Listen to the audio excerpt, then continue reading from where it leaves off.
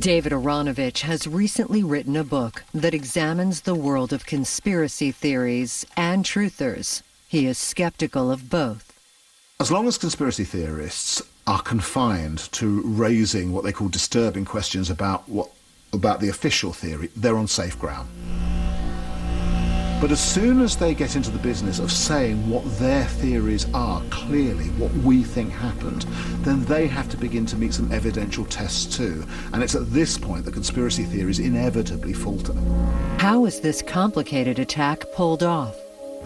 While our truthers find fault with the official account, they are reluctant to provide their own operational theory. We're not conspiracy theorists. We're looking at the science-based, rational facts found at the crime scene and otherwise available to us. We make recommendations for a new investigation. It's up to the American people to demand a real investigation with subpoena power that may reveal who may have done it, how they did it, what are all the surrounding circumstances. We don't speculate about those matters. It's beyond our purview. All these questions, why did they do this? Why did they do that? Those could be answered easily enough. You put people under oath, you threaten them with prison, you offer the underlings amnesty if they tell the truth, immunity. How do you find out who did it and how in detail they planted these charges? Well, that requires a formal criminal investigation. We need the other side. We need the subpoena power of a committee to ask people. For 9/11 to have been a conspiracy, we would be talking about several thousand people having to be involved. We'd be talking about people in the military, we'd be talking about people in the police, we'd be talking about people in the New York City government, people in the national government, people for the airlines, we'd be talking about relatives of some of those who were supposed to have phoned, officials at national, city and statewide, those who were responsible subsequently for intimidating other witnesses out of talking. We'd be talking about the demolition teams who were sent into the towers. We'd be talking about the people who let them into the towers in the first place, who saw them go in and decided not to give witness afterwards. Thousands and thousands of people. So obviously the U.S. government has a long history of being involved in all kinds of shenanigans and dishonest things, but this is so far beyond the pale. This would be a conspiracy that would have to involve thousands, if not tens of thousands of people, and it involved the slaughter of 5,000 or 6,000 people, and there were just so many moving parts, and that's just not the way the conspiracies work in real life. It's too massive and too messy, and it just involves too many people for them to pull off successfully. President John F. Kennedy. Ladies and gentlemen, for we are opposed around the world by a monolithic and ruthless conspiracy that relies primarily on covert means for expanding its sphere of influence, on infiltration instead of invasion, on subversion instead of elections, on intimidation instead of free choice, on guerrillas by night instead of armies by day. It is a system which has conscripted vast human and material resources into the building of a tightly knit, highly efficient machine that combines military, diplomatic, intelligence, economic, scientific, and political operations. Its preparations are concealed, not published. Its mistakes are buried, not headlined. Its dissenters are silenced, not praised. Award-winning author David Baldacci has made conspiracy his business. His recent best-selling series involves conspiracies at the highest levels of government. He believes his fictional stories are more plausible than these conspiracy theories. I could build a conspiracy theory out of pretty much anything, you know. It's just the not knowing that bothers people, the not knowing absolutely. JFK was probably the most classic example of that. People don't want to believe it was one guy. And they don't want to believe it was one guy because they don't want to believe that in some ways one guy was able to do that, because that means that we were just inept. Everything seemed normal as the President's Secret Service bodyguards kept their ever-watchful eyes on the crowd.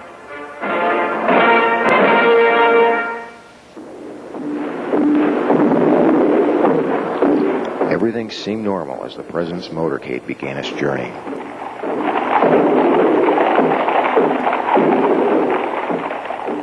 Everything seemed normal. That is, up until this instant.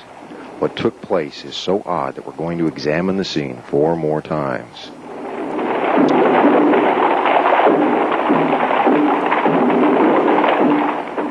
Watch the left side of your screen. The arrow points to Agent in Charge, Amory Roberts, as he stands in the Secret Service follow-up car and motions with his hand. What he is doing is calling away the president's 2 most important bodyguards, the bodyguards whose job was to protect the president's back by riding on the bumper of the limousine throughout the motorcade.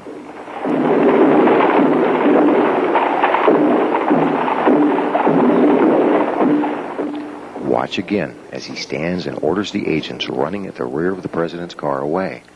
Watch the confusion inside the follow-up car that results.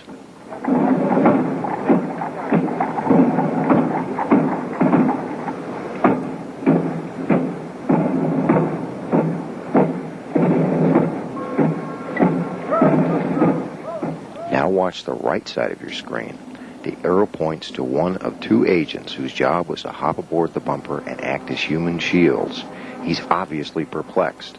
Watch as he shrugs his shoulders 3 times in dismay, each shrug more dramatic than the last.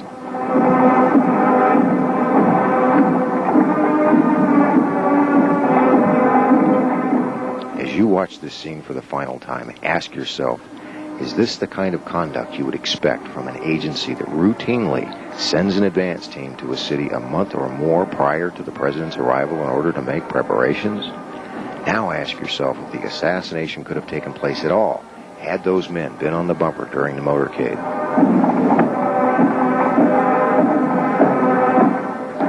This is the rear of the presidential limousine. The back bumper is specially designed with a platform on both the right and left sides. There are also handrails on both sides of the trunk. This is where the agent should have been to provide the president even minimal security. The president, unaware of the treachery behind him and the danger waiting for him ahead, continued on to his death. John F. Kennedy assassination, UFOs, the New World Order, and the secret government. Those are just some of the areas today's guest says he has incredible information about. In the early 1970s, Bill Cooper was a Naval Security Intelligence officer. He says he was privy to secret documents that gave almost inconceivable explanations to some of the things I just mentioned. Bill Cooper, thanks for being with us today. Let's talk about the JFK assassination. CIA plot?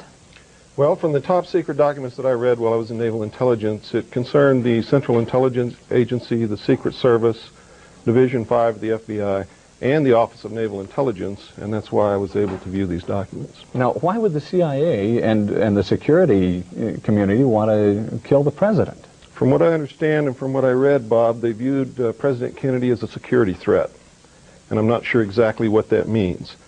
But the documentation clearly said that the assassin was the driver in the car in which he was riding in Dallas on that day, and it was plainly visible in a film withheld from the public. Now, you brought that film with you. Let's take a look at that if we can. Here's the film. Go ahead and narrate this for us, will you? Well, it took me 16 years to find this film because it has really been withheld, and what you're seeing here is the motorcade on Elm Street passing in front of the book depository building. Kennedy has been shot in the throat, and Jacqueline is pulling him toward her, trying to comfort him, and she's in shock. At this time, you see the driver turn around with a pistol in his left hand, firing over his right shoulder, and shoots the president directly in the head. Here's a repeat of it, yeah. The weapon, watch the driver, his name is William Greer. He was, in fact, a Secret Service agent. The weapon is an electrically operated, gas-powered assassination pistol built especially for the Central Intelligence Agency. You don't see any puff of smoke from... That's correct. Because what you think is a pistol there in the right-hand corner, lower right-hand corner. That's correct. Why is that? Well, it's an air-operated pistol. It's pneumatic. And it actually fired an exploding pellet which injected shellfish toxin into the president's brain so that if the actual explosion of the pellet itself did not kill him, the toxin would. Now, did you read all of this Yes. in the documents? Yes, and that's why his brain was switched for another brain in transit between Parkland Hospital in Dallas and Bethesda Naval Hospital in Washington, D.C. Now, what about Oswald? Oswald was a patsy. We have a photograph of him actually standing in front of the book depository building in the doorway watching the motorcade as it goes by. That is Lee Harvey Oswald there. You can look at his clothing, and you can see in a following picture, I don't know if they're going to show it here, but we also have photographs of him when he was under arrest. We don't have that, but I have seen that photograph, and they do look quite similar. The clothing is very absolutely similar. We've also done body measurement proportion comparison analysis between the two photographs, and there's no doubt it's Lee Harvey Oswald. This is incredible. Why isn't it that the CIA has silenced you? Why haven't they silenced you? Well, that's a good question. I don't think they want a martyr on their hands. Martyrs create political movements. And what I did is literally within a 24-hour period, I prepared a $27,000 mailing. That's what it cost me personally to mail this information all over the world and the United States. And so they're faced with a dilemma. Do they allow me to speak and allow people to doubt what I'm saying, or do they do something overt toward me to silence me and thus verify that everything that I have said is true? Now, what about Jackie Kennedy? She was in the car with the president right there, and we saw her later in that film trying to get out of the car. Yeah. Why hasn't she said something? Well, it's obvious. You have to understand that the Secret Service was a participant in the plot to assassinate the president. She saw William Greer shoot her husband. She tried to get out of the car because she had every reason to believe that she might be left. She saw Connolly hit. She saw her husband hit. She tried to exit. Her own personal bodyguard, Clint Hill, tried to put her back in the car and succeeded. But you have to understand that her children for the rest of their life are guarded by the Secret Service. She is also under protection of the Secret Service.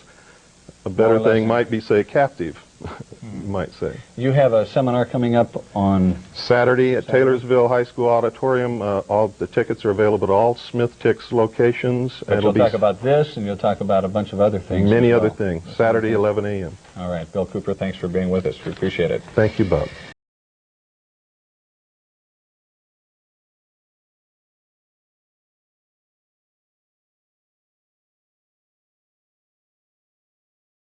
Larry Silverstein, the leaseholder of the World Trade Center, accidentally told PBS that he had the building demolished. I remember getting a call from the fire department commander telling me that they were not sure they were going to be able to contain the fire.